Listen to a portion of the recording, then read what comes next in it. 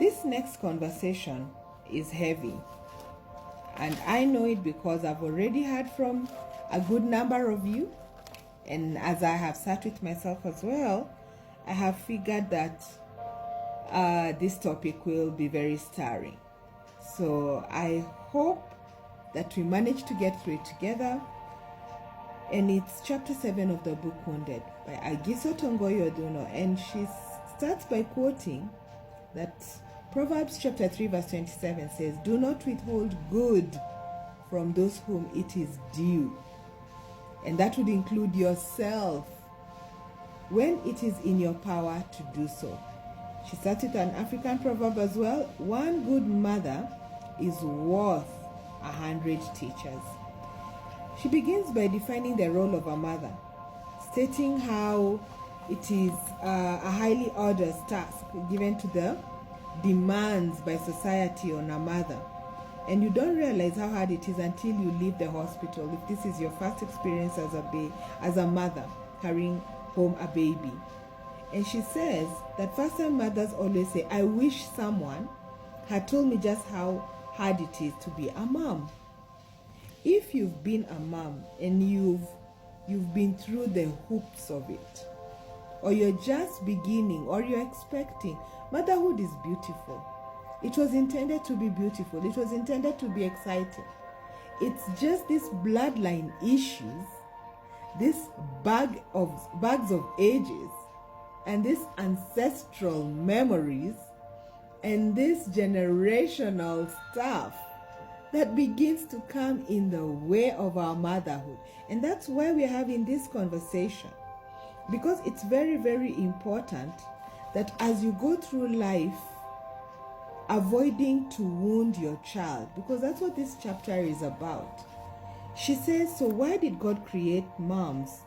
And from little mouths of little children, they say moms will teach girls about makeup, all right? And great moms cook food most of the time, you know? And a mom's job is also to water the chickens, all right? And another baby says, moms will love you even if you fight a lot.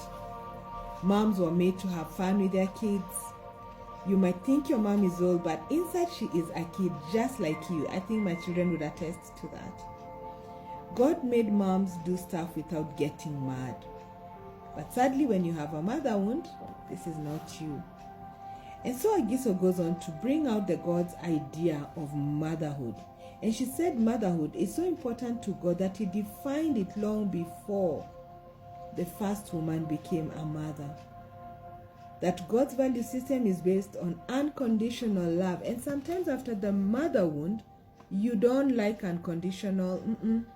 Everything is now structured on condition. Remember the unwritten scripts, those unconscious scripts that make us who we are.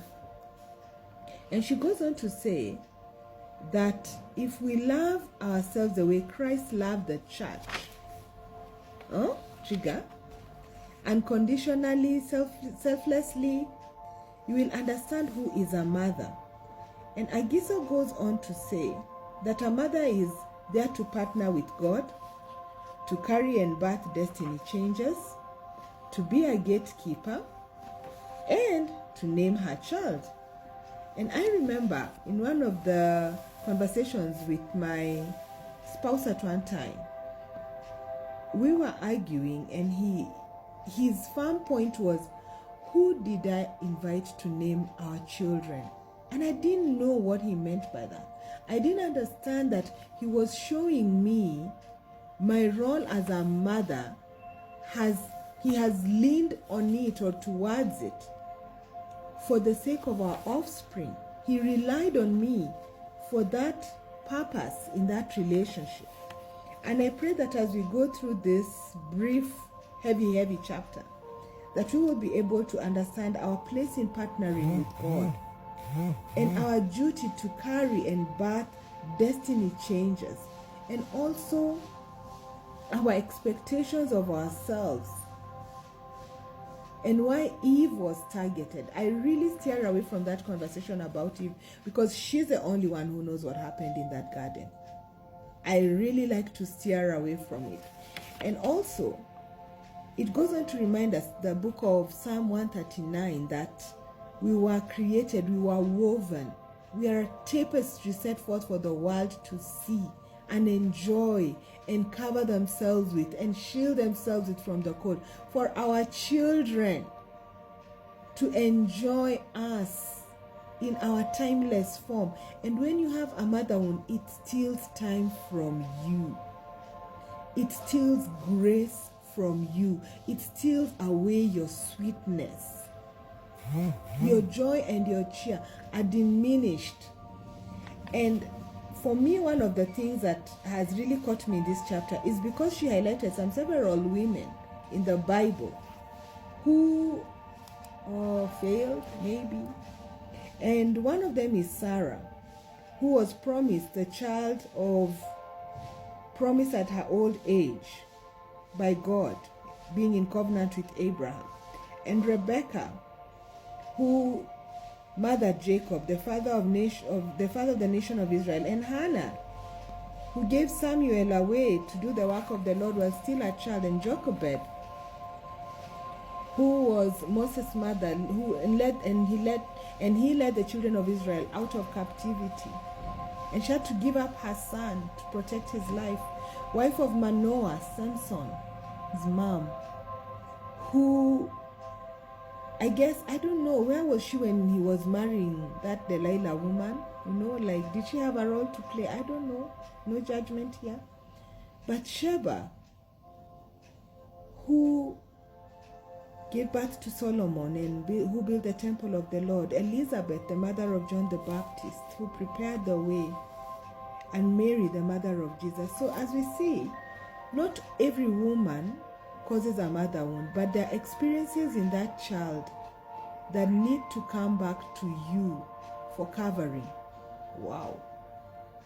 There are things about our motherhood journey that should shield our children and their life experiences from pain. Do you agree with that? She goes on to say that a mother is a gatekeeper, that women have been given the womb of intercession. And I pray that by the time we are done with this book, we will be gatekeepers of the destinies of the children who come after us and those from our children.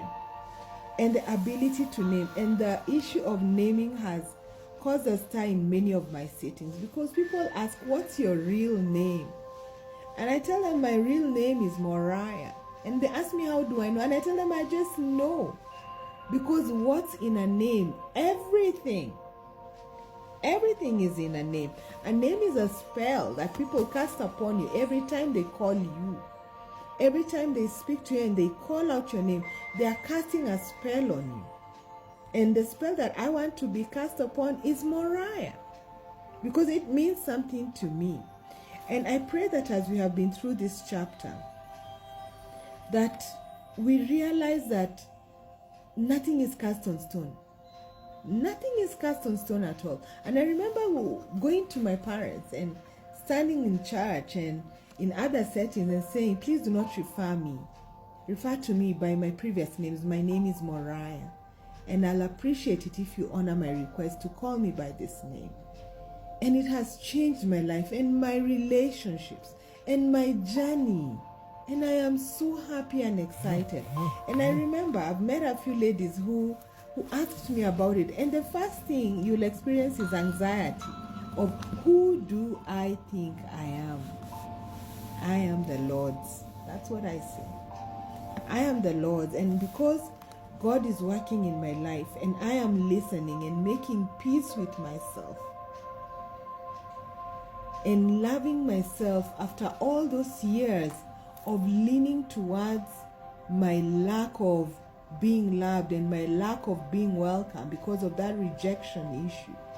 Now I'm able to stand in my own light and say, here I am, sun-kissed by the grace of God.